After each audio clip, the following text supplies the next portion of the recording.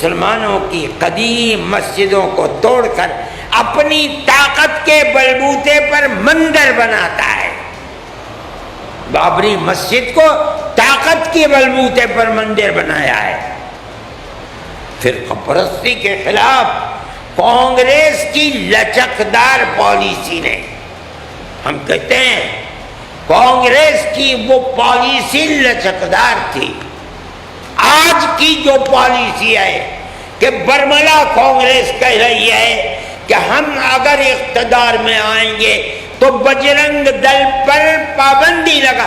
اگر یہ پالیسی اس وقت اختیار کر لی ہوتی ملک برباد نہ ہوتا.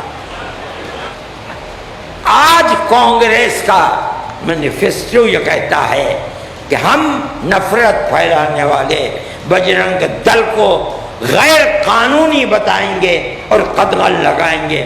مجھے افسوس ہے کہ اگر 50-60 سال پہلے یہ نظریہ کانگریس اپناتی تو ملک کس طرح تباہی اور بربادی کے غار میں نہ جاتا.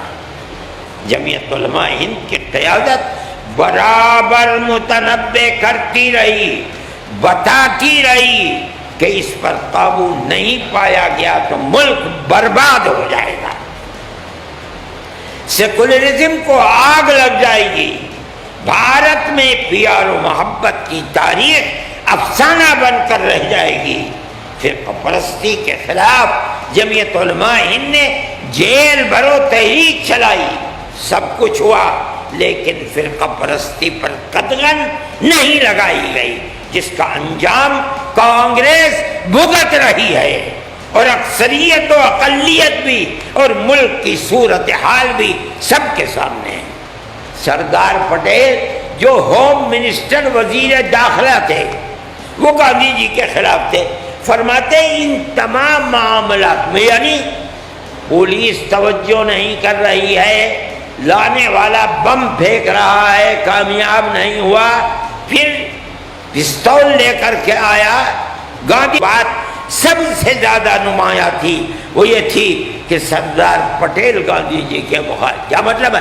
اگر سردار پٹیل مخالف نہ ہوتے گاندھی جی کو قتل نہ کیا جاتا. تو کس نے قتل کیا، کس نے قتل کرایا، یہ خود ایک سوال پیدا ہوتا ہے. سب سے پہلے سیکولر نظریے اور سیکولر دستور کو گاندھی جی کے قتل سے آگ لگائی گئی، نقصان پہنچایا. اگر یہ کہا جائے کہ گاندھی جی کا قتل دراصل فرقہ پرستی کے مقابلے میں سیکولرزم کا قتل تھا تو اس میں مبالغہ نہیں ہوگا. 19، 20، 21 فروری 1928 میں اقلیتوں اور بالخصوص مسلمانوں کے سلسلے میں تجویز ان الفاظ میں پاس کی گئی. آپ ذرا غور سے سنیں. ورکنگ کمیٹی نے اکتوبر 1937 میں اقلیتوں کے حقوق پر جو تجویز پاس کی تھی اسے بھی کانگریس منظور کرتی ہے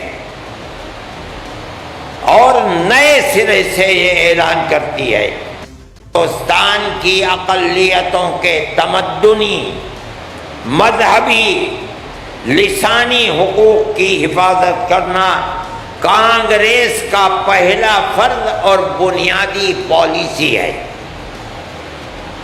تاکہ حکومت کی کسی بھی ایسی اسکیم میں جس میں کانگریس شریک ہو اقلیتوں کو ترقی اور نشو و نما کا زیادہ سے زیادہ موقع مل سکے اور وہ قوم کی سیاسی، اقتصادی اور کلچرل زندگی میں پورا حصہ لے سکیں.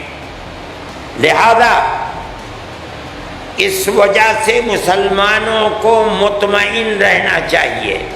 پہلے تمام اقلیتوں کے لیے تھا، اب یہ لفظ مسلمانوں کو مطمئن رہنا چاہیے کہ آزاد ہندوستان کی حکومت میں ان کے مذہبی فرائض، اذان، نماز، جمعہ، عیدین، روزہ، حج، زکوٰۃ، مذہبی تبلیغ، مساجد، مقابر، قربانی، مذہبی جلسے وغیرہ، تمام مذہبی رسوم اور مذہبی ادارے محفوظ ہوں گے، اور اسی طرح ان کی تہذیب، تمدن، ان کے تعلیمی ادارے، خانقاہیں، امام باڑے، عیدگاہیں، تکیے، کربلائیں، آثار قدیمہ، اوقاف وغیرہ سب محفوظ ہوں گے، اور اسی طرح ان کی زبان، شاعری، رسم الخط وغیرہ سب کے سب آزاد اور محفوظ ہوں گے، کسی پر کوئی رکاوٹ اور قید نہ ہوگی۔ مسلمانوں کو ہرگز دھوکہ دینے والے خود غرضوں کے آلہ کار کے دام فریب میں نہ آنا چاہیے۔